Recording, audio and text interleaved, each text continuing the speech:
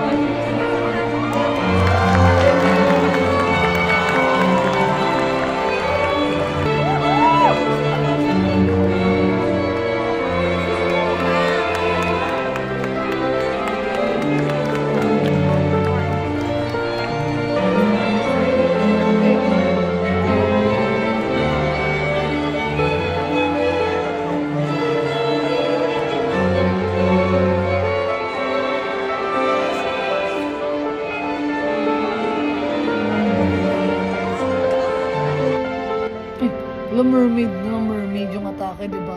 Nakuha naman yung peg. Overall, i-rate ko yung self ko ng 0.5. 0.5 yung rate ko sa sarili ko kasi okay naman. Diba naka-makeup pa ako ngayon. Kasi nalasing ako kasi nang saya-saya namin sa GMA. The best GMA Gala, the best in the world. Guys, yung pagkalaglag ko pala kahapon, sabi ng iba, ala, sinasadya niya para papampam lang. Tangin na hindi ko sasaktan yung sarili ko. Guys, nagkasugat ho ako. For your information. Nagkasugat ho ako. Yan, marami yan.